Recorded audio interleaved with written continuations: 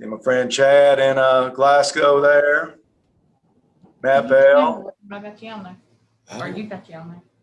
Good to see you, Matt Bell. You too, Coach. Hope all is well. Thanks, man. Ryan, it was Ryan and Jerry, mate, or Ryan and S. Sherwin. How do you say that last name? I think you guys were first in this morning. Good to see y'all. Good morning. Morning.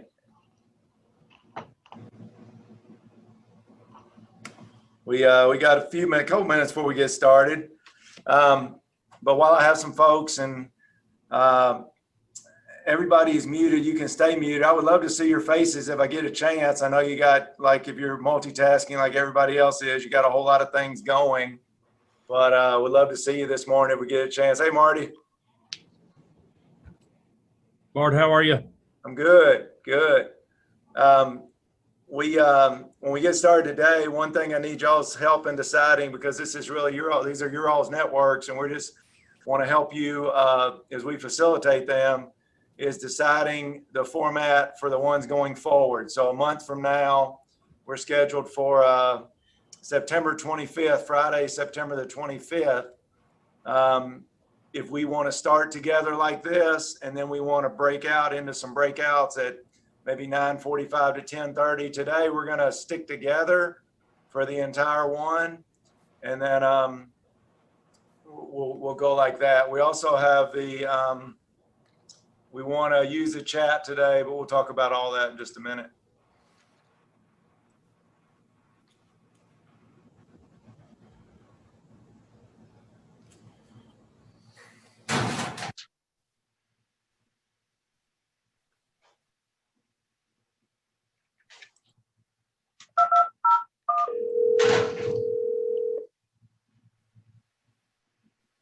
All right, we got people joining in. You can't see me, can you? No, I can't. Okay. Can you hear me on there? Yes, we can hear you. I'm Okay. hearing you right now. Well, I don't have a camera working. Okay. Can you mute yourself? Did you mute yourself? Hang on a minute, I will.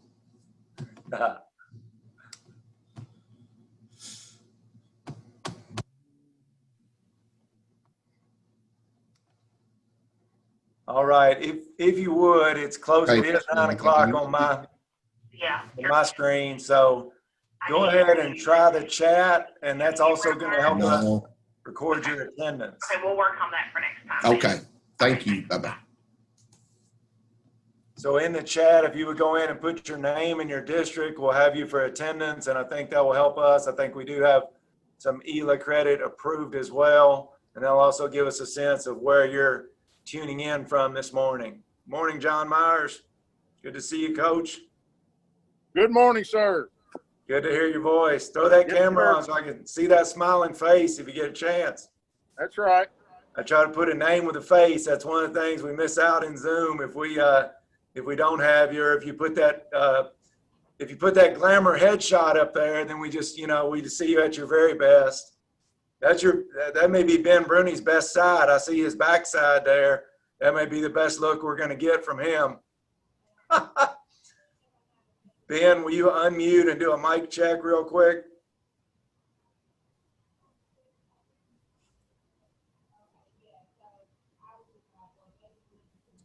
Ben Bruni, can I get a mic check?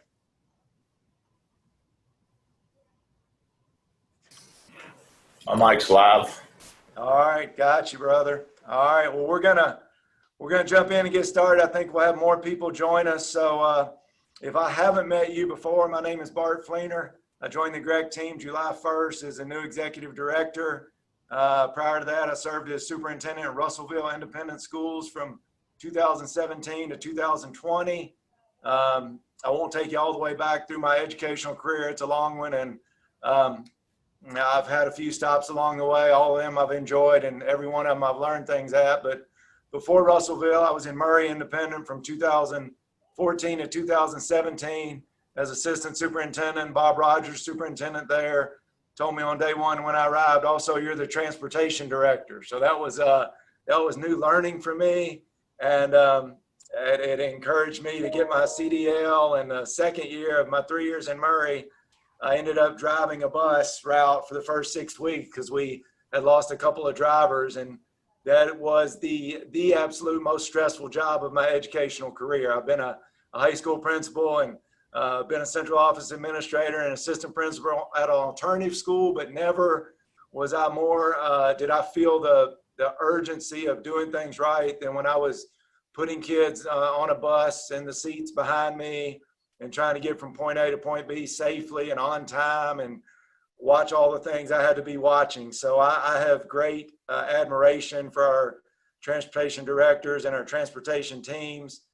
We also have facilities networks going on this morning and safety network. So the idea is that we would bring these three groups together, schedule your networks on the same day, and we'll try to make some decisions at the end of this meeting about if you want those to be broken up. Well, we're going to keep the dates the same for the rest of the year, and those are on our GREC website. But as I said, the next one is September 25th, that Friday, September 25th. But in the meantime, this morning, we're going to all get together and meet. And so we have 25 folks with us this morning. I won't go around and ask you to introduce this morning, but you can look in the chat and see that we've got folks from all over the GREC region with us this morning. And at this point, I'm going to go ahead and do some advancing of the slides and work through our introduction. So what we have, we'll do transportation, facilities, and safety in that order. I've asked some folks around the GREC region to facilitate the meetings this year. And I've asked the Hopkins County transportation team to jump in on the transportation side. They have a multi-headed team there with David Durham, Jerry Hossman, and Amy Smith. And Amy, if you guys want to go ahead and introduce yourself. I think you've added a slide, so I'll try to advance as you talk through this introduction. So Amy. All right. Well, first, good morning, everybody. We're glad to see you. And so this is my second year in this role as an assistant superintendent, and I am supervising transportation along with other items too. I have an elementary background, so I help a lot with elementary instruction as well, and whatever else needs assistance. So we all wear multiple hats, that's for sure, especially in this COVID world. We have learned to cross-train and learn other departments, which is crucial. So I'll just tell you a little bit about myself. This is my second year as an assistant superintendent. Prior to that, I was a principal at West Broadway Elementary for 4 years, and then was in a curriculum role at the district level, serving our elementary, middle, and high school for a year, and was an elementary curriculum coordinator at Arlington Elementary for 2 years prior to that. But my heart is still in the elementary classroom too, because that's where I started as an elementary school teacher, and I was in the classroom for 17 years. So love and have a passion for our students and have a great team. I could not do what I'm doing right now without my team, David Durham and Jerry Hossman. David comes with a wealth of knowledge as a previous transportation director in Muhlenberg County. So I'll just tell you, they are the experts in the transportation world. I have learned a lot last year, but I'm continuing to learn and couldn't do what I do without them. So I'm going to let David speak on his experience, and then Jerry Hosman, who is our lead driver trainer for Hopkins County, then she will follow David. So thanks for having us this morning. David, we can't hear you. You'll have to unmute.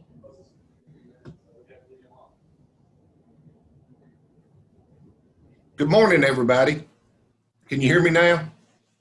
Yes, sir. My name's David Durham. Nice to meet everybody. I come from Muhlenberg County. I was a mechanic there from 2000 to 2010. Served as vehicle maintenance supervisor from 2010 to 2015 for Muhlenberg County. I was transportation director from the year of 2015 and 16 school year. And then I was moved myself over to Hopkins County, and I've been the vehicle maintenance supervisor from 2016 to present. Awesome. Thanks, David. Thank you.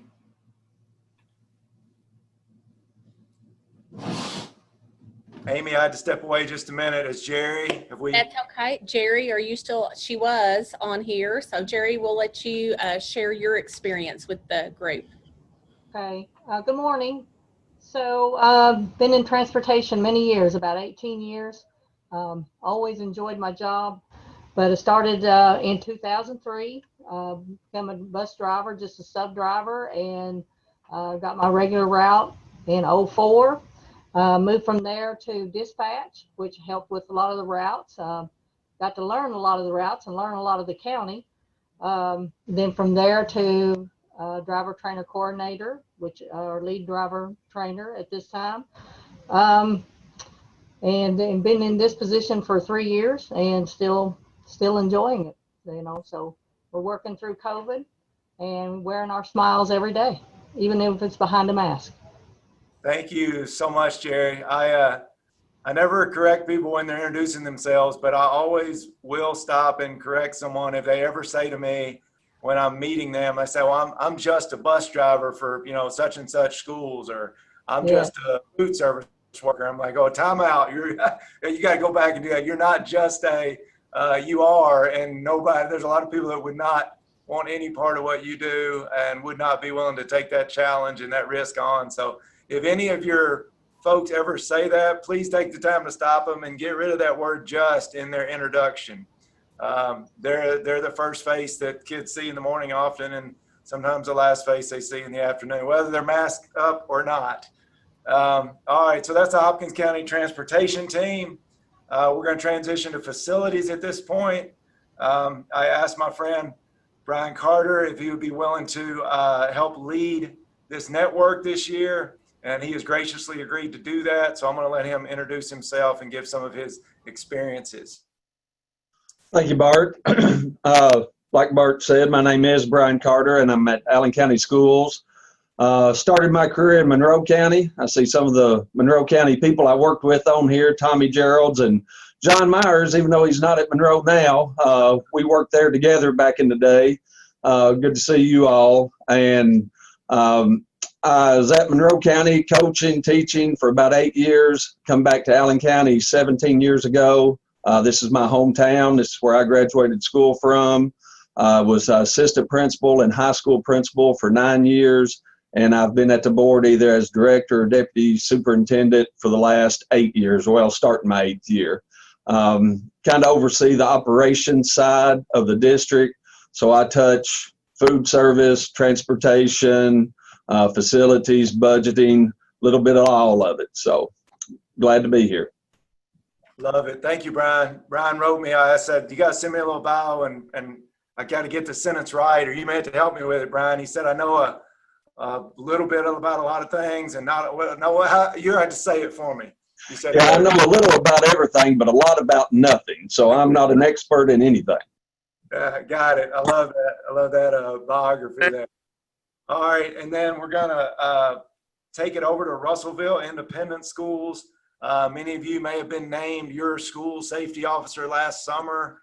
That was a new position following the Marshall County tragedy, and we've had a lot more, kind of a revamp of update of all things school safety. So one of the things the districts did last summer was name a school safety officer. That's a little bit of a misnomer. It's really a district safety officer, and there's one in each district now. You all had to go through training, extensive training with my guy, and I've just lost his name right now. Ben Wilcox, is that right? Wilcox. And so we've all been through that, but we named Ben Bruni school safety officer, district safety officer in Russellville. He also has one other role, and that's the high school principal of the Russellville Panthers, which is a pretty full-time job as well. So I asked him to talk through, help lead our safety network this year. So Ben, it's over to you. Thank you, Mr. Fleener. Just quick about myself is I've kind of done a little bit of everything. I've been an administrator at the elementary, the middle, and the high school levels. I've been a principal at a middle school and a high school. I've also had a leadership role at an alternative school, which taught me a lot. You really don't know much until you've worked in an alternative school. That was a real lesson for me. But I was blessed to get teamed up with Mr. Fleener when I came to Russellville Independent. I'm an old football coach, and he's an old basketball coach, and he you know, we connect on a lot of sports things, but he really changed my mindset on innovative thinking and how we approach things and thinking outside the box. And so that's really helped me as I've gone through a lot of our school safety issues, because you really do have to think of all the outside the box things that can happen, because most of the things that happen in school safety are not traditional inside the box happenings. So that's been really good for me. I'm excited about talking to everybody about these topics, and I appreciate the opportunity.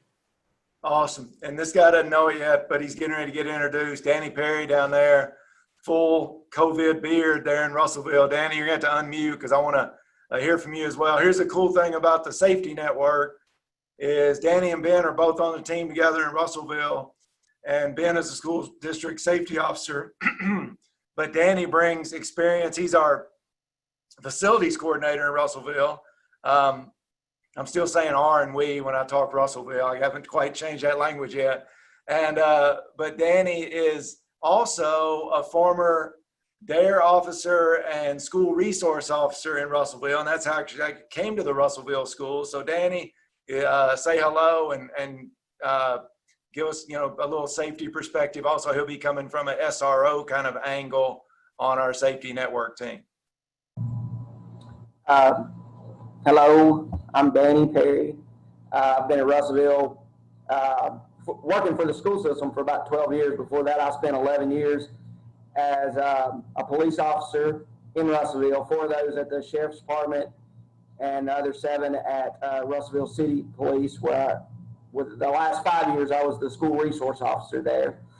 Then I came to the school system as one of the co-technology directors. And then Mr. Flinger, about 3 years ago, threw me into facilities world. And I want to thank him for that, because it's been a great opportunity, and I've actually really enjoyed it. I got a lot busier than I thought I would be, because it was during the middle of a construction project, so I learned a lot.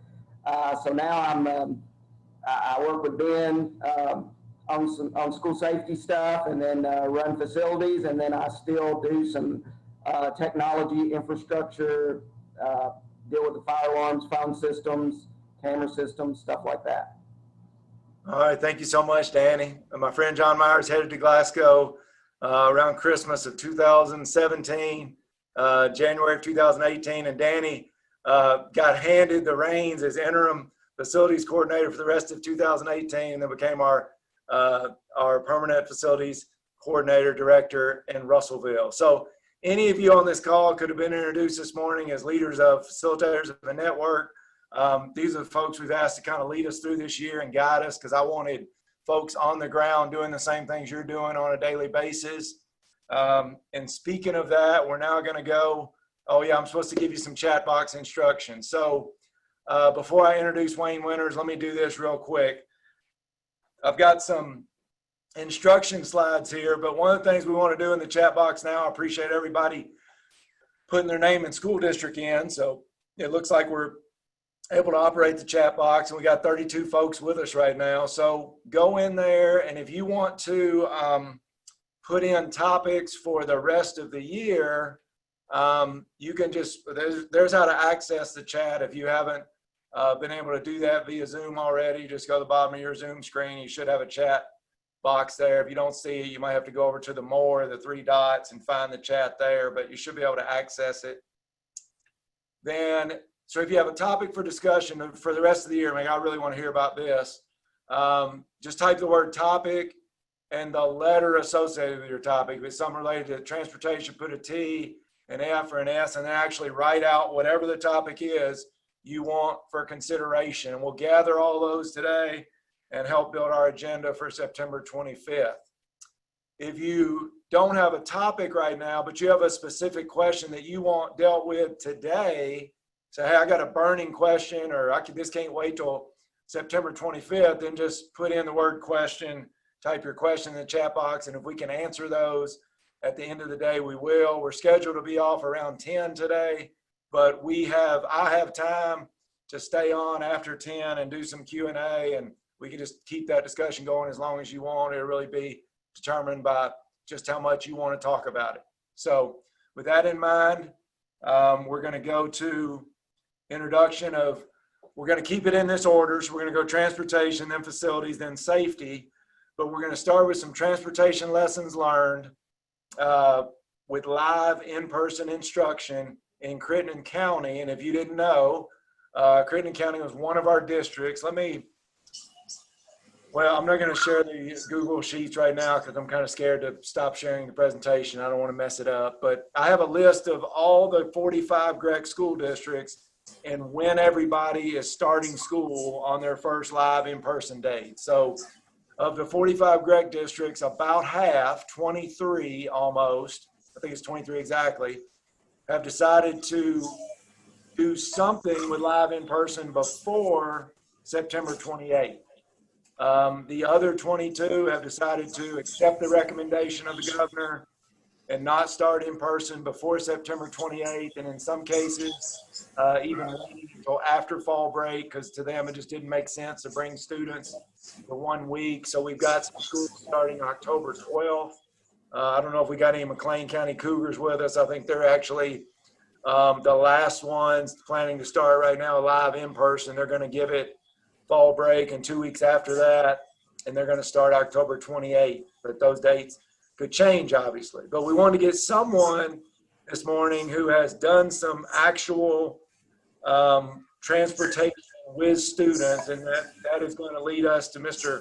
Wayne Winters, who is the Crittenden County Transportation Director. They started on Tuesday, so they're on day 4 of in-person instruction. And Wayne is also, and feel free to speak about this, Wayne, if you want, also the KAPT president.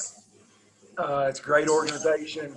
There's 2 major transportation organizations in Kentucky, and that was really helpful to me to join that when I was transportation director in Murray. A lot of learning came from that. So Wayne, you're on. Tell us what you've learned this week or anything you want to share with us regarding transportation. First of all, good morning, everyone. Some of the names I see I'm familiar with. Others maybe not, but I am Wayne Winters, President of KAPT and the Director here at Crittenden County. STAC and KAPT has been doing some sessions, if you will, over the last couple of months about COVID information, and there was a lot of guidance out there, and the guidance is much like schools reopening. There's not really a one-size-fits-all, and the districts, even though we're similar, that our job is to transport students to school and educate our children, there is a lot of differences in our districts. And when you take a rural district like Crittenden County, several of the districts throughout Kentucky are remotely like Crittenden County, where we have more of a rural setting. We travel a lot of miles to bring in those 1,000, 1,200, 1,400 students, where other districts are 4,000 and 5,000 students, and then some of the bigger districts are much greater than that. So we had a lot of questions about, well, what are we supposed to do? Well, we don't understand the guidance, and there was a lot of questions. So I reached out to Paul Allen, who's the president of STAC, and said, hey, you know what? We have never really worked together in the 10 years I've been in transportation, and I feel like it's time we bridge that gap.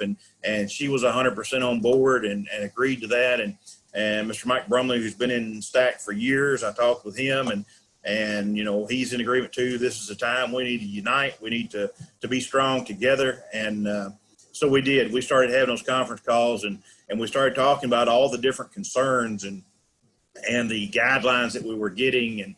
And when you get into the guidelines, there are so many secondary pages you can go into to really see what all's in the guidelines. And some of the most challenging things for Crittenden County has been keeping the students to wear their mask on the bus. Our bus routes are typically 2 hours, so it's a long time.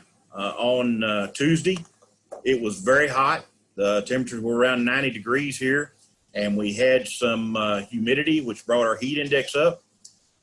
When my drivers came in, they were beet red and their face broke out where they'd been wearing the mask. And I'm just gonna tell you guys, it's really hard on our drivers to wear that mask from the time they leave here, go get in the bus lineup, get the kids loaded, get your seating charts done because you have to have an AM and a PM seating chart to accommodate your contact tracing. And you need your students to be in those same seats morning and afternoon.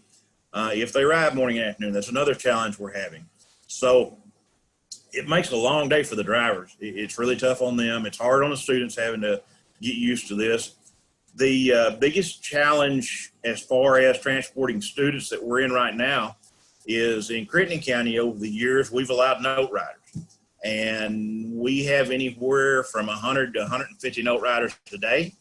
And with this going on the way we have it and trying to load back to front in the mornings, that was one of the things that was in the KDE guidelines, is they wanted us to load front to back so that we didn't double up on passing each other on the buses. If you're a larger district and you only transport high schoolers, or you only transport middle schoolers, or you only transport elementary students, that may work for you both AM and PM. But in Crittenden County, where we transport preschool through 12th grade on the same bus, loading front to back works in the morning, but it doesn't work in the afternoon because we don't load all of our students at the same school. We can't separate them like that. So the guidelines for that is load back to front in the morning, and then have them in the assigned seats, and that's their seat, I'm saying, for life. I don't know how long this COVID is going to be around, but as long as we're dealing with COVID, that's what we're going to do. We're going to have them in those assigned seats each and every day until we get through this. So that too has been a challenge, because when you get 2 or 3 of the students in a seat and then half your bus is empty, they're wanting to move to a seat where they got more room. Unfortunately, we cannot allow that because regulations say, and our guidelines say, from the health department and KDE, that has to be sanitized before a student can go back in that seat. You cannot sanitize a bus with other students on the bus because of what we use to sanitize the buses. So it's really complicated to have school.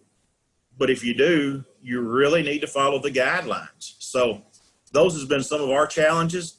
And again, the note riders, parents that's been used to just being able to ride a note, or kid ride a bus anywhere they need to. Some of them are not as understanding as others.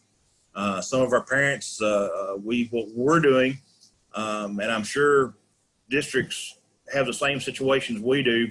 We're trying to allow a child, if they are from a broken home where they've got a parent in one place and a parent in another place, we're trying to allow them to have 2 regular buses. So for instance, if they're riding to mom's this week and dad's next week, they've got a seat on both buses, because honestly, that child has 2 homes. So we try to make that first and foremost, so that we're allowing our children to go to their homes. I have told parents this week, once we see how our buses settle down in numbers next week, then we'll start evaluating some of the other needs to go to babysitters, to some other places. Our district did put out a statement that said we're not accepting note riders. I think that's important that you let your parents know as soon as you can. We also faced a unique challenge. Even though we're only a district that runs typically 21 routes, we were down to 19 routes last year due to drivers. I lost 8 more drivers this year. I had some resign and retire right at the last when we decided to start school. So it left us really short on drivers. The only saving grace I had was only about 60% of our students that were normally riding was going to ride this year. So I was able to accommodate that in the buses and the drivers we had by changing some routes. We was late getting our information out to our parents, but we still pulled it off. We didn't have any kids on the wrong buses at the end of the day, the first day of school, so we made it work. It's really challenging, and you may have to change some bus routes. One of the things, preschoolers, if you're a district that transports preschoolers on your regular route buses, there has to be some spacing between them and regular students.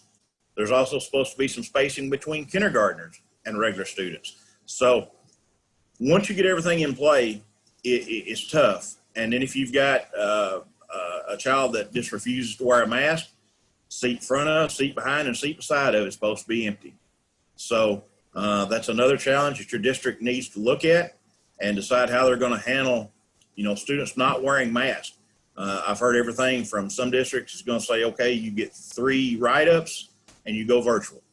Other districts says, well, we're not sure how we're going to handle it. So there's a broad variety of the ways that we're hearing how that's going to be handled, but that is a concern because if something happens in your district, that's one of the guidelines we're supposed to follow. If a student is not wearing a mask, then we're supposed to space them, the seat in front, the seat behind, and the seat beside with no one in it. So those is what we've seen.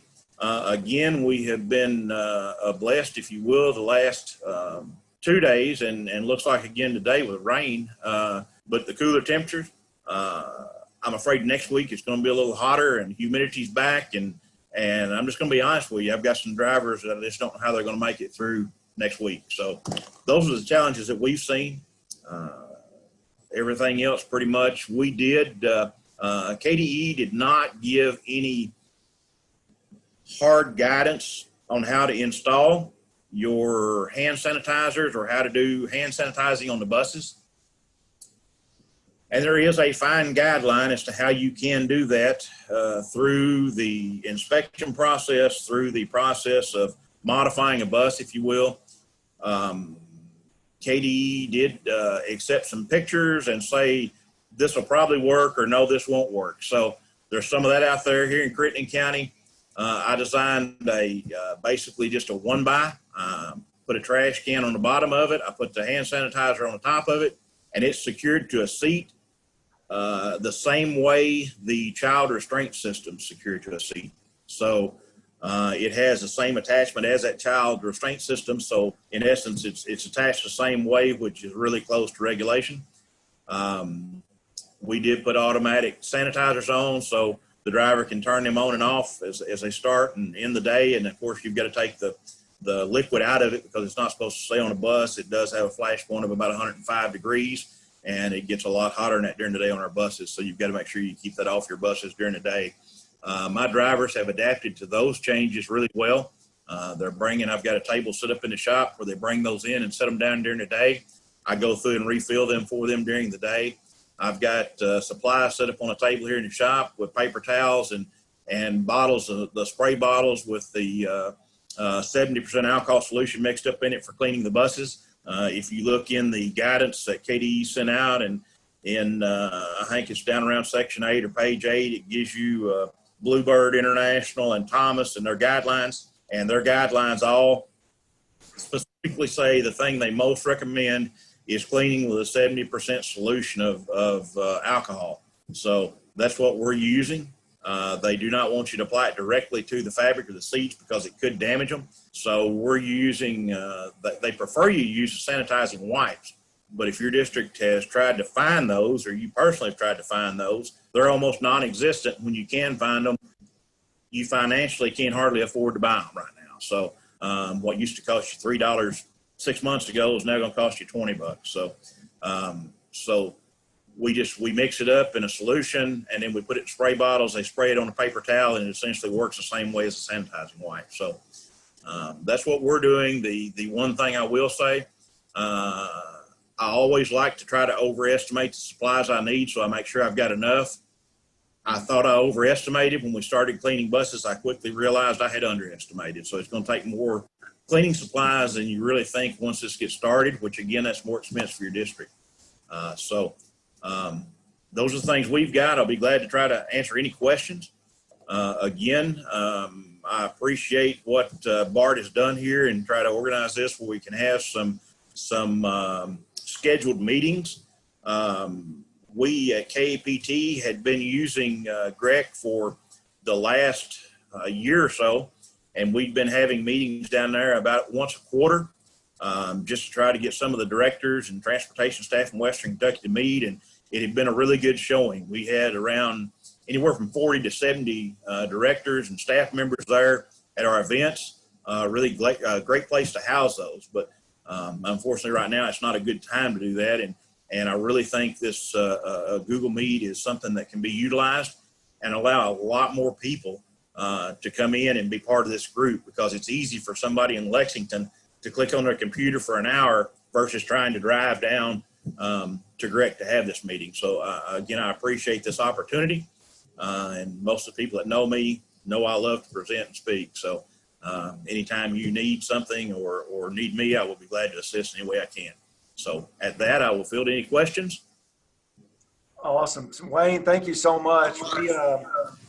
I'm sure you've got some questions. We probably could do that now for about 5 minutes and then move on to facilities. We were going to wait till the end and do all the questions at once, but Wayne gave us a lot of good information there and gave us a lot to think about. And so if you've got a specific question now, you can type it in the chat or you can unmute and ask. And I plan on being on here until the end. So if you want to do questions at the end, think about it or think of something, I'll be glad to stay on and answer it at the end as well. That may actually work better, just so that we make sure that the people who are checking out at 10 get to hear facilities and safety, and then the ones who want to stay. And I think that'll also guide us going forward as we get ready for September 25th and beyond, as we get ready to talk about maybe doing whole group for 30 minutes or 45 minutes and then breakouts, because some of you I know have a hat in both areas or all three areas. And then some of you are specifically transportation facilities or safety. So, but those cross so often, especially in light of COVID, obviously they cross more than ever. So once you do this, would you type questions in the chat if you have them, and then we'll start to gather those, or you can wait until we get through the 3 presentations and then you can come back and unmute and specifically ask Wayne. But if you got them ahead of time, go ahead and get them in, and then we'll try to respond to those when the time permits. So, all right, Wayne, thank you so much. Let's go.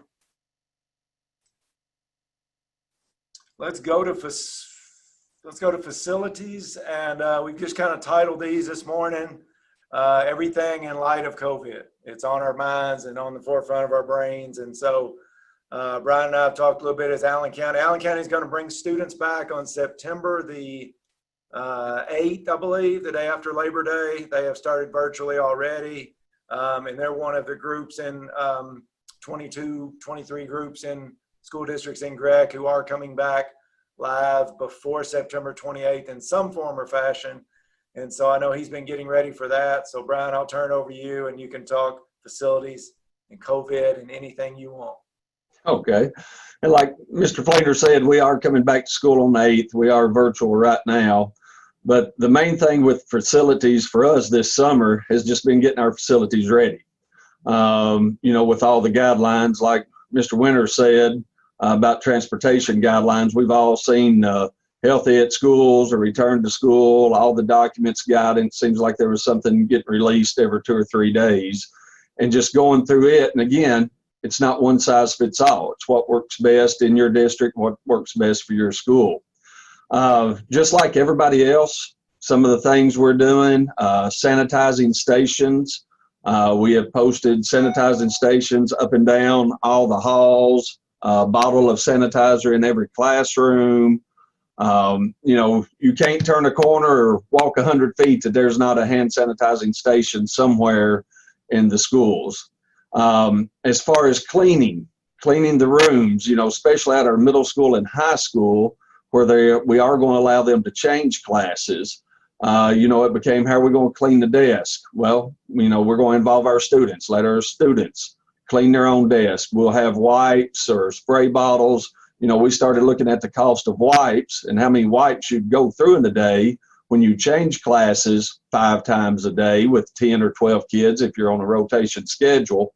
So we've purchased spray bottles, a couple of spray bottles in each classroom filled with our disinfectants, whether it's Halt or the 3M disinfectant, and paper towels. I think we ordered a tractor trailer load of paper towels to get us started. We anticipate that might get us through Thanksgiving. But again, like Mr. Winter said, we got a feeling when we get there, they're going to go a lot quicker than we anticipate. Gloves, we have to have gloves available, we thought, in the classroom if kids cleaning their desk wanted to put a glove on. So I call them concession stand gloves that you see people using the concession stand when they're serving food. We've put some of them in each classroom. As far as other sanitary things throughout, of course, all water fountains are closed. We have ordered and received a few, but still have quite a few on back order, water filling stations. Water fountains, of course, again, cannot be used, but we are allowing kids to bring bottles of water. We needed some way for them to fill them up. So we're making sure each school has at least 2 or 3 water filling stations in that. Some of the other things we were worried about is kids wearing a mask all day. You know, as hard as it is to wear it on the bus when it's 120 degrees on that bus, it's the same way for the kids when they have to keep it on 6 hours. So we're looking at ways to provide mask breaks, and we purchased clear desk shields. Met with our local health department, said if we put these up on the desk, could a kid sit behind it for 10, 15 minutes without a mask on and be able to do their assignment and take mask breaks. So we have not purchased enough for everybody if we are back in class or in person full, but we do have enough for the rotation on A and B. So each kid would have one and we'll be able to take mask breaks within the classroom. The other reason we purchased those desk shields was to eat. It's became a very big problem for us of feeding the kids in the cafeteria. Of course, they're supposed to be spaced out. Last guidance I seen was 10 foot apart. That means we can only get 20 to 30 kids in our cafeterias each. So we're looking at eating in the classrooms. So we purchased those desk shields because our seats are 6 foot apart in the classroom, but with those up, we are also able to eat in the classroom. Some other things we've done with that, we have purchased 4 large event tents, not purchased, we've rented them. They were going to set up outside until fall break to allow kids to go outside and eat, spread out 10 foot apart, provide some shade, different things like that. So again, trying to think outside the box. You know, before with safety, you'd never take classes outside and turn them, but we're going to have our SROs patrolling the grounds more instead of just the halls of the school because there's going to be less numbers of kids in the school. So we'll have them patrolling our campus. And we're fortunate, you know, we're all on one campus from our elementary to high school. We're on 200 acres. So we can kind of lock down and secure campus. And so that's what we're going to do and try to take more breaks outside and even classrooms outside. We kind of tried to redefine some of our custodian roles is one thing we've done this summer. We're going to have at least one custodian in each building that their whole job is just disinfecting. From the time they walk in, they're hitting doorknobs, high touch areas, handrails, restrooms. You know, I think restrooms are supposed to be cleaned every hour or 2 hours. I can't remember the guidance right off. But we're going to have at least one person or 2 in each building that just start at the front of the building, disinfect all the way through, circle back around, and when they get done, they're going to start again. And so we just have to have those people that are continuously wiping down those handrails, high touch, spraying lockers after we have changed classes in different areas. A couple other things. One thing facility-wise we have done, we are in the process of replacing all of our HVAC filters to MERV 13. I think is recommended that keeps the virus or filters the virus out. So we are changing all of our filters to MERV 13. I think most of ours were MERV 8. That has added some cost to it, but something we feel, you know, that we need to do. I've visited Tennessee and some other counties that have opened, and a couple of things they did not expect that we kind of did, but didn't do anything about it after I got back, was the amount of trash. You know, every classroom has a small trash can in it, but when you're feeding 10, 11 kids in there with the to-go trays, where's all that trash going? So we've ordered a bunch of large 55-gallon trash cans to set out in the halls to where that trash can be thrown away and our custodians can get to it easier to keep the rooms cleaner and disinfected. But that's also meant we've had to order extra dumpsters and have extra dumpsters sitting at each school. So that, along with we've had to reorganize, reclassify some rooms for like sick bay. We all have nurses stations where they go, but if a kid is sick, being waited to pick up, of course they can't no longer sit in that nurses station. So we've had to rearrange some office space and different things to get sick bays and just look at how we're entering and exiting the buildings.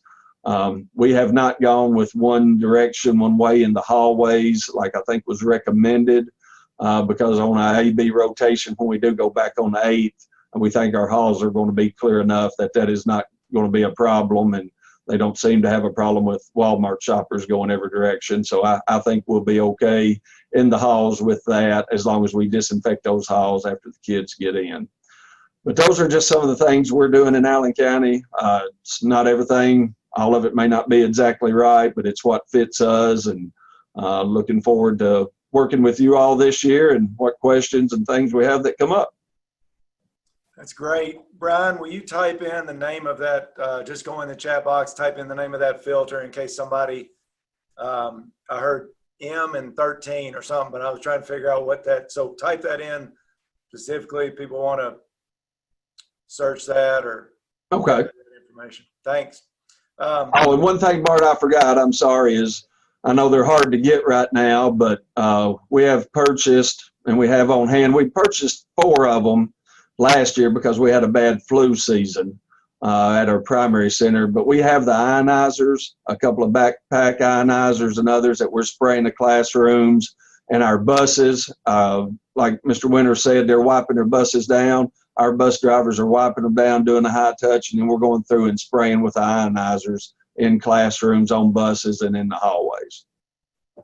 And I'll say something in relation to what Brian's saying that you all need to advocate for. I'm sure it's probably not a concern in anybody's district, but sometimes our finance directors, I don't think we have any finance directors on the call this morning. I don't know if any of y'all are finance directors on the side, but they get this CARES money and they're like, oh, we got extra money. It's going to make my funds better and this and that better. But you realize that it's the CARES money is so that you can, all these things that Brian talked about, buying, you know, those are all things can come out of that CARES money. And then also many of you are working with FEMA as well, I know, to try to gather additional funds, or maybe you've done that already or in process of doing that. But even if you have to order 7,000 rolls of paper towels and it's more than some of the CARES money you provide, you still got to do it right now. I mean, it's just what you got to do is what you got to do. So make sure you're advocating. It shouldn't be a problem, but you know, if you're finance director, so I don't know, where's that?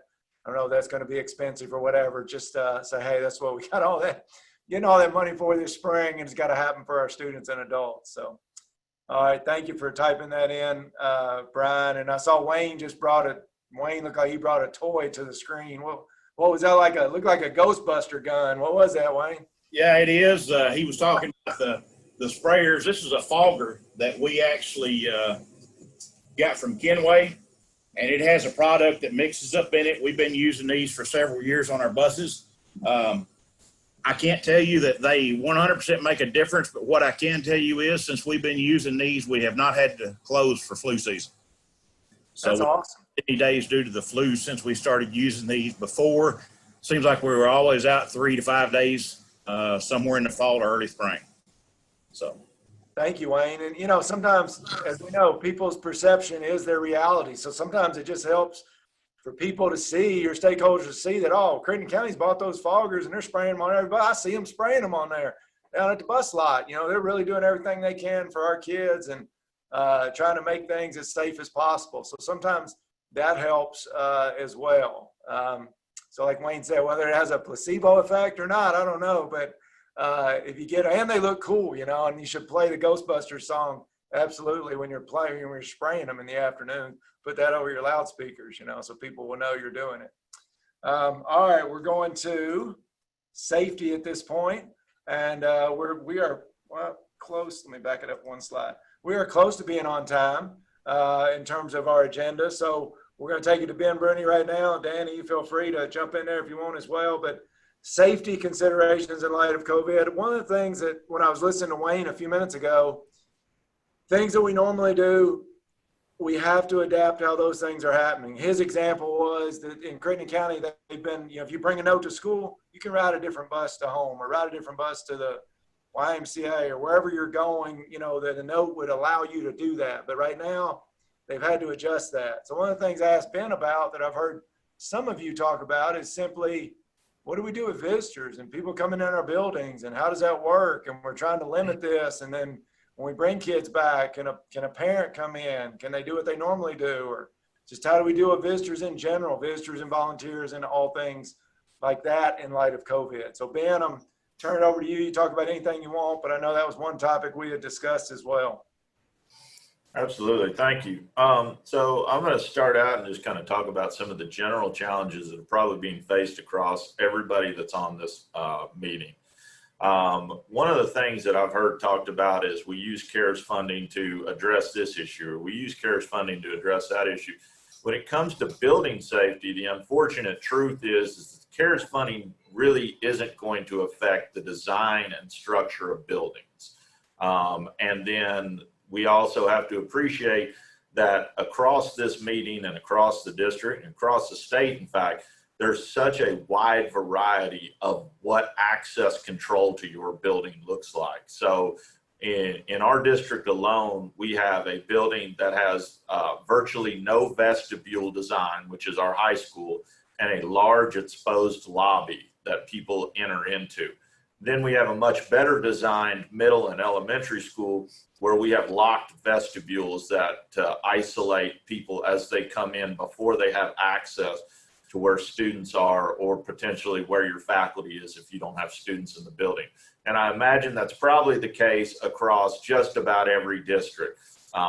Newer buildings are probably going to be better designed, and some of your older buildings are going to have that more exposed nature to what does safety look like in the building. So I think that that's a challenge that when you're thinking about this, is you can't even think about it from a district standpoint. As a safety director, you have to think about it school by school. What does that look like? And be careful about those policies that you make that may not be applicable to one school, but are applicable to a couple others. Some good guidance on this I wanted to share with everybody. You'd think everybody gets these resources, but sometimes things slip through the crack. So there is a federal guidance, which I'm going to show here, and I'll share that. I'll share the name of it. But this is the U.S. Secret Service analysis of target school violence. So this is a guidebook, essentially, that from the federal level, talking about what you can do, what you need to be looking for. What are the general expectations? What are the misnomers maybe about what we think about when we think about school violence acts? And that's one of the things that unfortunately we have to be guarded against. But I'll share this in the notes. The second one is the state level. So this is considerations for practices of school safety, and everybody in central office should have one of these books. If you miss the email, that's probably pretty common. Every one of us is getting 1,000 emails. But KDE, essentially, or Kentucky Center for School Safety, sent out an email that essentially asked each safe school coordinator, how many of these books do you want? No charge to you. We're going to take care of you. I ordered one for every one of our central office personnel, as well as one for each, a couple for each school. So that's a book that you really want, because it literally has tabs on it for things such as transportation and traffic management, rules, laws, and regulation, visitors, things like that. It's a wonderful resource put together. It gives great guidance. And what I found is when I start flipping through these books, as opposed to trying to come up with all the ideas, there's so many topics that I went, oh man, I didn't even think about that. Maybe I need to approach that. And then finally, Mr. Fleener, look away because it's got the old logo on it. But finally, the one is to have this. So this is a flip book of emergency management practices and policies for your district.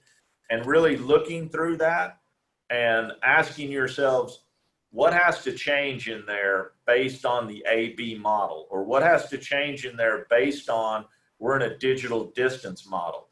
And just thinking about that is important, because the one thing I encourage us all to think about, and I encourage superintendents to think about this, is that just because we're in the AB model and we're saying, well, we're doing things a little different, doesn't mean that we don't need to adjust our policies to fit that. We can't have an old policy sitting on the walls of our classrooms in a new situation where those policies maybe don't jive or hold up. So it's a lot of work. I know it requires some adjustment. I know that as well. But when I think about things like our emergency management packet. So every classroom in our school has an emergency management packet that we switch out the rosters quarterly for. Well, if we were to come back in an A-B model, if we just left rosters as is in there, what we would be doing is we would be giving teachers, in the event of an emergency, a packet where they're going to walk outside and they're calling roll off a roster that's completely incorrect. And so those kind of things are things that require a lot of legwork and a lot of work, but that are really challenging. When I talk about visitors, because that was the topic Mr. Fleener and I kind of bounced off of each other, some things to really consider and think about when it comes to each of your individual schools. And again, I'm not saying district because of the individualized nature of each building.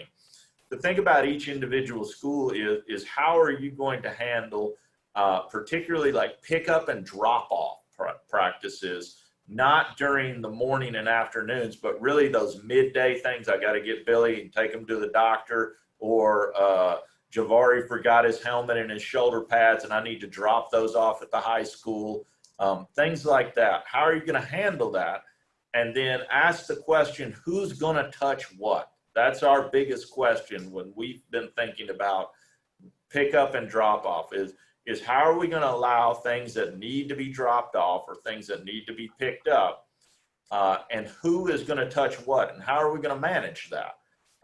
So that looks different in a couple of different buildings, but that's something worth really thinking about. How do you handle an angry parent? And the easy answer is, well, we just, we don't let them in the building. And that's a great first step, because if you talk to Ben Wilcox, he'll tell you the story about, some of the horror stories about stopping parents that are a little disgruntled at the buzzer door. But you also have to think that in this situation, people's sense of agitation is pretty heightened. And there is a sense of need for immediate response on behalf of the schools. I think we're all seeing that in our interactions with community members.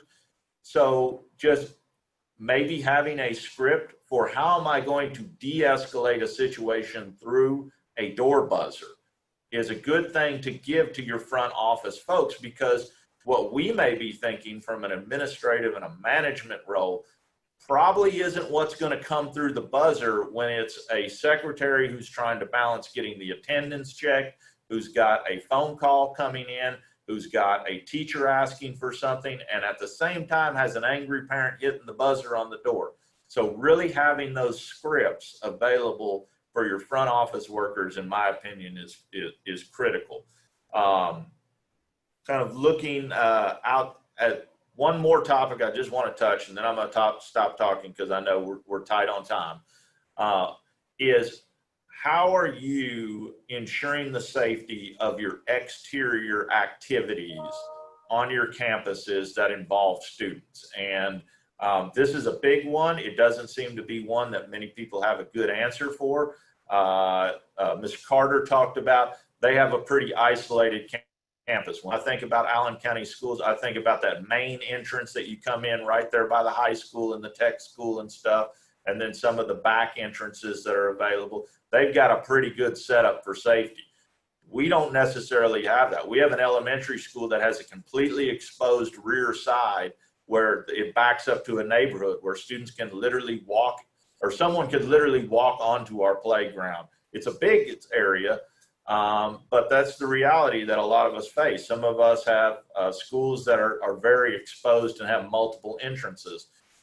So when you have those situations and you're saying, well, let's go outside, let's unmask, let's have an exterior classroom, how are you ensuring the safety of that, or at least preparing that your students have an immediate procedure that they put into place in the event that the teacher deems the situation is one that we need to move away from? So if I have an exterior classroom, the teacher sees somebody perhaps walking towards them on the campus, what's the practice done by the students to evade and move into a safe area? And I know that sounds crazy, but we live in some pretty crazy times, and those are things to think about. And what I would encourage is that you think about that in the same way you think about a fire drill. In other words, if you're going to use an exterior classroom, what's the practice that everybody puts into place to move to safety during that? So those are some topics I wanted to throw out there. I look forward to talking about a lot more of this, but thank you. And any questions you have, please share in the comments. And again, I'll share the links and the resources to these books that I put up there. Thank you. Thank you, Ben. Boy, the more you guys talk, the more there is to think about. But I wrote in the chat that it feels like competing priorities sometimes. You want your school to be a place where people feel welcome. You know, we're used to having Thanksgiving lunch at Russellville at the elementary school. That's a tradition every year where 800 people get fed on that day before that was one of those days before we let out for Thanksgiving. That's not happening this year, I'm sure. And, you know, like people want to feel pleasant and be able to come to their school. And also people are sending you their children, but they're still anxious about COVID and all other things. And I thought, Ben, that was a great point. And when somebody does need to come get their child or whatever, they're going to feel anxious when they arrive, and got to try to figure out how to manage those anxieties for them so that you can work through those situations. But a lot of sometimes equally unpleasant choices. Wayne mentioned one, kids 3 across, 2 across on a bus, and there's 8 seats back there empty, and they know they've got 30 minutes left on the bus. In the kids' mind, they're hot, and they're like, I just want to go back there and sit and get away from these people for a minute and have some space. I'm used to having space. You know, we've been given 6 feet since COVID, since March, trying to, but that's an equally unpleasant choice. You know, if the bus driver says, sure, I get it, go on back there. You know, I want to understand your concern, but now they've got to choose between, well, now I put them in a seat that wasn't disinfected or whatever. So you're faced with a lot of those, I understand, and that might be the theme of the year, is trying to make decisions among equally unpleasant choices. So anyway, I do want to, before we go to Q&A real quick, I'll just say this. One thing that all 3 of these networks have in common is that CYA is important. If you want to use a more technical term, liability is something that you need to pay attention to. And as long as you are trying to, Wayne Young from KSA said back in the spring that you're acting reasonably based on sound information. So if you've done what, Brian has indicated on your facilities and how you're cleaning them, and that you've got a custodian identified to simply do disinfecting in your school, that's a good example of liability. Does that mean some student or staff member is not going to end up contracting COVID? It doesn't mean that, but if somebody says, well, what did y'all do in Allen County schools to best make sure that that may not happen, then Brian can say, hey, this is our plan, and every building has a custodian that deals only with disinfecting. Then you've taken care of a lot of that liability in my mind. There's no, if somebody wants to sue us, they're going to sue us. We know that, but it's going to be put us in a much more precarious spot if they say, what about this? And you say, oh, we don't know how we had that covered to start with. So it's 10 o'clock. If you have to step off, that's fine, but this might be the most exciting part coming up, is when you are engaging in dialogue with any of our facilitators or just each other. This is your meeting. And so at this point, you can either use the thing to raise your hand, or like literally raise your hand if you're on camera, or you could just jump in and unmute and ask a question. I'll give it a couple minutes, and then we'll certainly go to the questions that have shown up. But there is one important thing. If you're in the chat right now, if you're not, you need to go there, because John Strode, our technology guru here at GREC, has put in a sign-in sheet, and you can go in and sign in to indicate that you attended the meeting, and then we'll be able to do some ELA credit through that, is what we found out. So thanks to our team for making that happen. All right, questions and answers, go for it.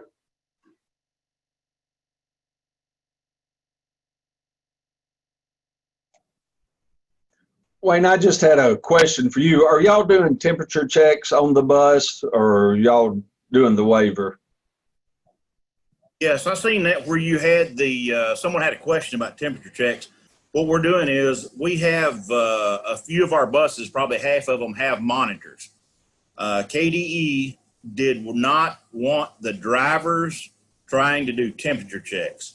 The driver has about 150 things they're supposed to be doing at the bus stop. Temperature checks is not one of them. They need to be scanning for traffic. They need to be counting students on and off. They need to be watching where they're sitting. They need to be watching for oncoming traffic. They need to be watching the house. So many things they need to be doing. They don't want drivers taking temperatures. So what the recommendation is, we take those buses when they get to school. Obviously, we've put out that we want our parents taking the temperatures of their children before they ever come to the bus stop. So if our buses have a monitor, we have a seating chart. And what we've done is we've tried to do our seating charts on a computer so it's printed out.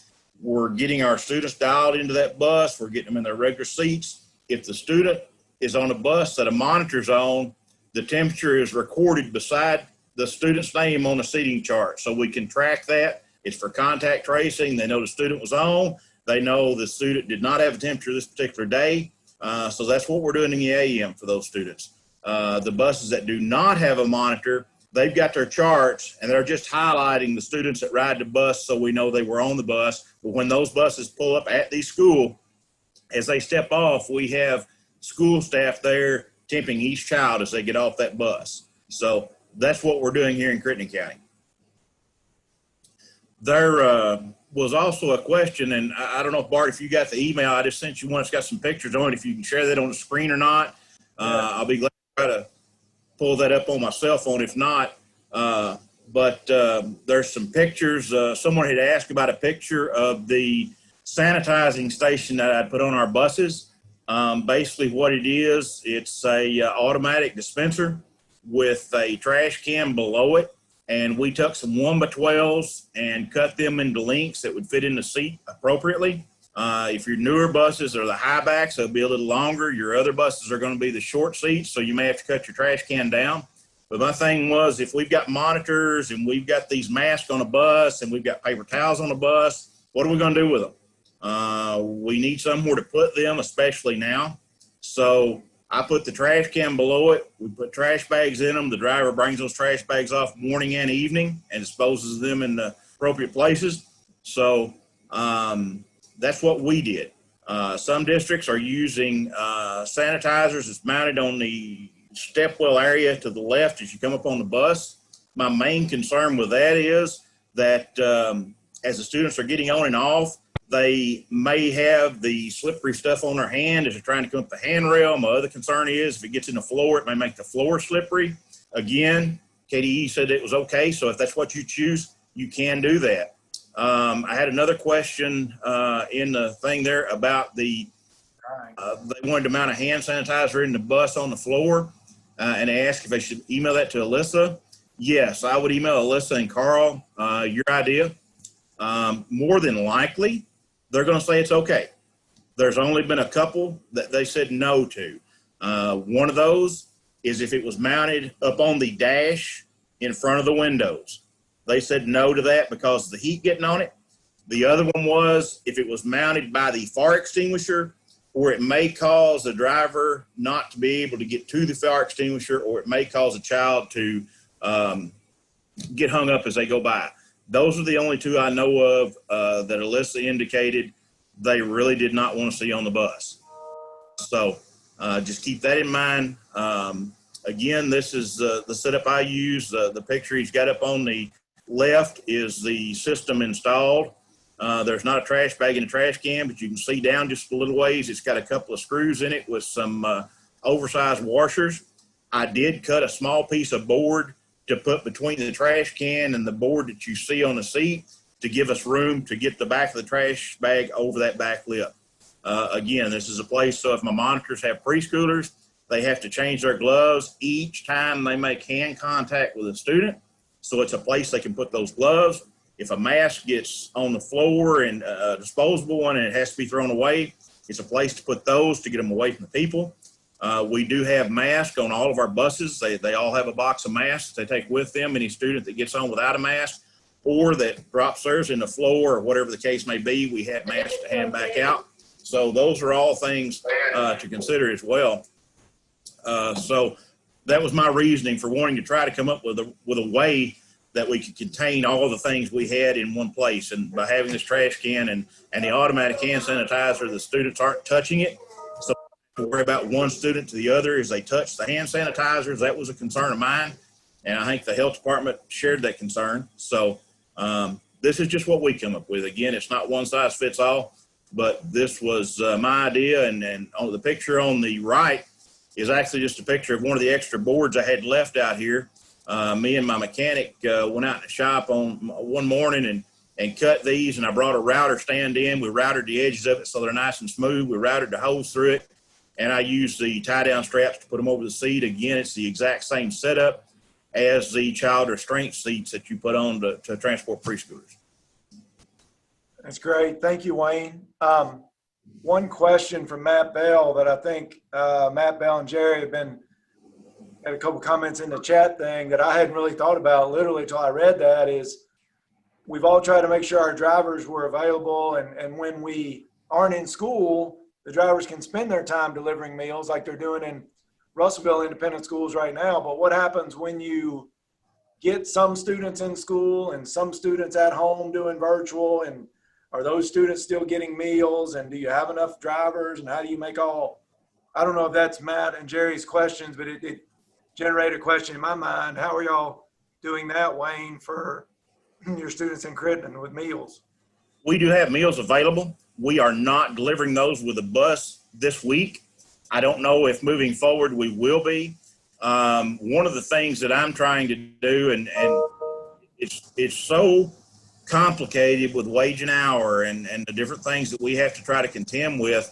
But my drivers are all contracted for time. And last year, when this hit, I had drivers mowing the yard 8 hours a day. I had drivers painting. I had drivers delivering meals. You know, it would have been easy to say, well, all my drivers come in and let's take 5 buses and all the drivers and monitors, you get on those 5 buses and go. But honestly, that defeats the purpose of what we was trying to accomplish by separating people. So I didn't want but just a minimum amount of people on my bus, the driver and maybe one monitor, because a food staff personnel had to accompany them because of their guidelines for feeding. And we bought tables and we set the table up away from the bus, and we told the parents, one family at a time, come get your sack lunches. We'd set them out. My people would move back away from the table. They would come only touching the sack lunches, remove them to keep everybody spaced the way we needed to, and try to do that appropriately. So, you know, one of the things that I'm looking at is the extra time it's taking to clean a bus. I'm fixing to meet with my superintendent here in just a few minutes. I want to be able to log that like I did last year. And then, you know, because my fear is at some point moving forward, we're not over this, and we're seeing numbers rise in different places. And, you know, we may be the school that lets out next week for a couple of weeks. So during that time, if my drivers aren't driving the buses to feed children, you know, where are they going to make up their time again? So the extra time they're getting now, we're going to try to move that somehow so we can track that into time that allows them to complete their contracts. And then at the end of the year, you know, if they've worked more than their contract, guess what? We're going to pay them for it. Okay. So, but again, that's just what we're trying to do. I did see on the question that was asked, I did see where we are offering lunches to our virtual learners. So right now, I think they're having the parents come in and pick those up in group lunches. Like maybe they'll give them enough for 2 days, and then they come back and get enough for 2 more days. And again, it depends on what's available to our kitchens to get. I know last year there for a little while, there was only certain things they could get because of supply and demand. So again, they're working to ensure we get something to all of our students so they have a meal, breakfast and lunch. Got it. Thank you. Tell Vince Clark to give the Crittenden County Transportation Department extra money. I just tell him that's right. That's Bart's idea. See how he likes that. All right, other questions? I'm looking through the chat to see if we have any, but in the meantime, somebody else put something out there for us. Mr. Fleener, this is Amy Smith. I want to just add some things that Wayne added regarding meals. We transport about 3,000 students alone on our buses every year, and we have over 6,000 total enrollment. So one thing that we've been doing this week and last week, I've been working real closely with our food service director, and she is brand new. this year. So, oh my goodness, you know, what a year to start a new position in the middle of all this. So, we've been working together really closely. And so we have some plans together moving forward for when we start back in person we're doing a hybrid model. So we're sending a group of students will attend school on Monday, Tuesday. No one will attend school in person on Wednesday. And then we have another group on Thursday, Friday. So our Wednesday is going to be our meal delivery day for those hybrid learners. Now, if they're a car rider, they're going to grab their 3 days worth of meals when they exit that building to get in their car, going home for 3 days. So that takes care of a lot of those students. But then we're going to, and we're still in the planning of all of this, and we're going to actually call each household, see if they're going to need a delivery. And if they are, then we're going to start a document of that. We're going to have a Google form with a script, so the callers communication is the same regardless of who's making that call, and logging that information in that form. And then it will be able to have a spreadsheet of all that information, and then we can use that information to put into our routes regarding which driver will be driving. But what our thoughts are right now, on Wednesday that morning, we would deliver to that group A, or those Monday, Tuesday students who requested delivery. And then that afternoon, we would deliver to our group B, and we would probably have a different set of drivers delivering to our remote learners. So we think we can make that work on Wednesday when they're not actually transporting students. So it still gives them contract hours that they are fulfilling for their time. That's good. A lot of moving parts in this, aren't there? Yes. Food service has been, the deliveries have been made much more difficult because I guess the waiver that we've been waiting for hasn't happened yet. So you're dealing with having to try to deliver hot meals and twice a day, and students having to receive them. Made it a lot more complicated than it was in the spring. Yes, that's right. And I'm hoping that we will see that waiver soon. But even though we haven't, I think we have a good system in place to make sure. The main thing is we want to make sure our students are fed, and we have several families who live in rural areas, and they just don't have transportation to get to the buildings to pick up food. Sure. So that's a big concern for all of us, I know, not just Hopkins County. All right. Well, Amy, thank you. And thank you for all our facilitators. Thank you for all our questions this morning. I'm going to do a little closing, and then if we want to stay on, anybody wants to stay on, we can just continue the discussion as long as you'd like. But here's what my goal is for these 3 networks. My goal is that they're helpful. My primary goal is that they're helpful to you and beneficial. My secondary goal is trying to figure out if we want to keep them together for part of the morning and then break them apart. One idea is that starting on September 25th, we'd all get together like we did this morning, and from 9 to 9:30, we would do some things that probably cross the networks, that would make sense to everybody, whether it be leadership stuff or big picture questions or things like that. And then either at 9:30 or 9:45, let's just say 9:30, we break out and into 3 networks. And from 9:30 to 10:30, our network facilitators lead those specific transportation facility and safety meetings. And then we don't have to come back together because everybody can just end when they end. My only concern there is if that Marty Klein wants to be on the transportation and the safety one, the breakout rooms are happening at 9:30 to 10:30, and he's being forced to choose. So I'm going to reach out to you all and try to get some feedback and see if we want to do part of the meeting together. And then when we break out, if we need to schedule the breakouts at separate times so that you could join multiple breakouts, or if it's okay and you got enough people in your district that you could assign different people to attend the breakout. So I'll ask for some feedback. My only other ask of you is that you all have friends and colleagues from other districts that weren't able to join us this morning.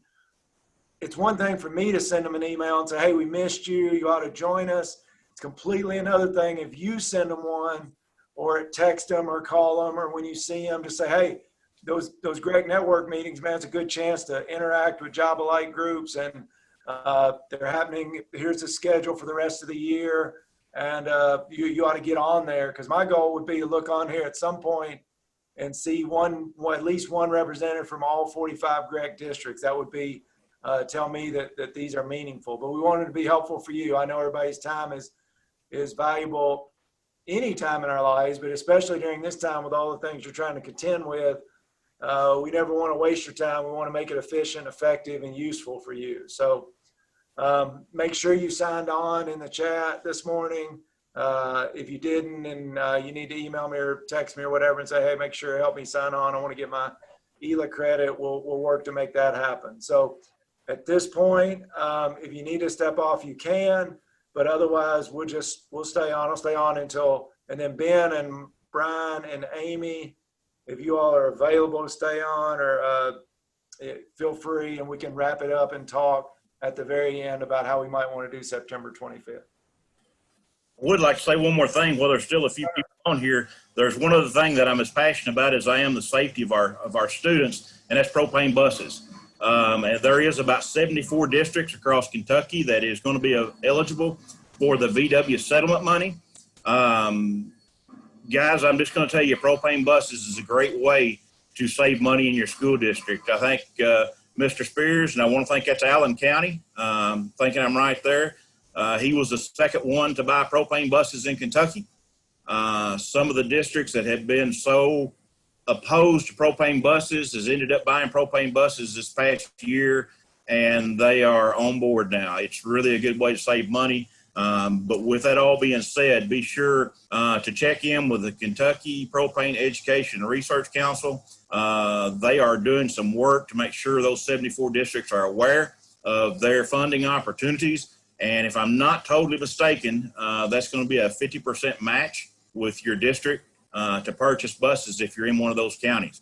There's some guidelines you've got to follow, and if you got any questions, you can send me an email, or maybe that's something we talk about at another meeting or whatever, and I can get some material together for that. But just wanted to remind people that it is available in some districts. Wayne, is that going to be available before the purchase date? Because I know we have to purchase buses in October or something like that. Will that money be available? Will we know by then? I can give you an answer on that in an email. I will have to double check that to make sure what the funding is. Now, I will say this: in the past, there are certain guidelines you have to follow for these grants. You have to obviously apply, and then there's dates you have to meet certain criteria. The state has allowed whatever criteria we needed to follow during the grant process to happen. So in other words, if it says we can't order the bus till December or January was one of our dates, then they allowed us to order in January.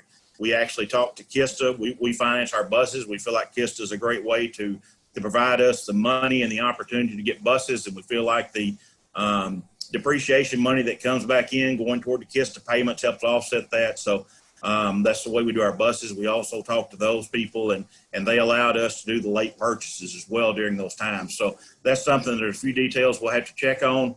But I want to say that if the districts that's available for that, if you go that process or that route, you will be able to do that. Okay.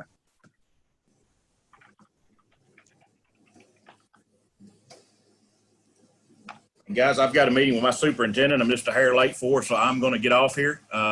If you've got any questions, please let Bart know. Many of you's got my email address. And again, I appreciate everybody tuning in, and thank you, Bart, for putting this together. And I like the format you had today where everybody was involved, because some of this, we work together at the school level with all of our departments. And just my personal opinion is it helps us understand the different departments and the way we work together better. Again, that's just my personal opinion. I'll be glad to do these however you decide to set them up. And thank you again. Thanks, Wayne. Appreciate you.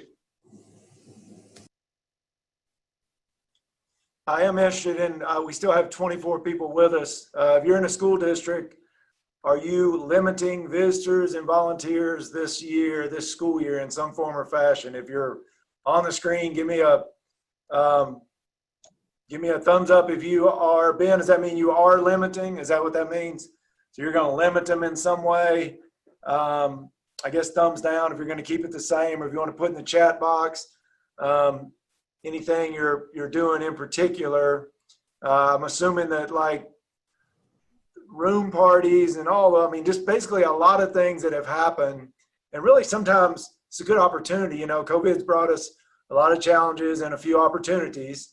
Maybe it's an opportunity for your elementary school to limit the 17 birthday parties you have to deal with every semester or whatever, to really get down to the most important pieces of instruction. Bart, one thing we're doing in Allen is we're limiting all non-essential visitors. We're not allowing them in, but we're also setting up will call, like you said, to ER and the doctor's offices. We posted our numbers and signs out front. So you have to call, tell what your business is with the school before you're allowed in. So that's how we're going to try to keep a lot of our visitors out, is with the will call. Just kind of following up, Brian was saying, one thing that we're exploring just at Russellville High School right now, considering for the district, is taking an idea basically from the restaurants that we've seen in places like Bowling Green and whatnot, and nothing stops us from creating signage in parking spaces that allows people to pull up and call the number. So if you say, I'm here for a checkout, pull into this space, or I want to talk to the front office, and what that signage can look like is really up to you. But just creating that sign that sits in front of the parking space that allows people to pull into a parking space just like they're used to, because they're doing it at restaurants, and call in and say, hey, this is so-and-so, I'm here. And what you may have to do is you may have to have somebody designated to go out, check the ID or whatnot. You don't want to just send a kid out to a random car. But that's a process by which you can get them to call before they ever even get to the door buzzer. So it's just an idea I just wanted to spitball out there. I like it. Your front office people are going to be very, I don't know if the word is overextended, but very extended. There's Brian showing us the Allen County version of that. Just stay in your car. We don't want to see you. You don't want to see us. Give us a call and we'll figure out how to get your child to you. Like it. If the sign companies didn't make enough on the yard signs for 12th graders, 8th graders, 5th graders, kindergartners, and preschoolers in the spring, they are rolling this fall. We're keeping the sign companies in business with all the banners and things that we're getting printed for all those variations of requests.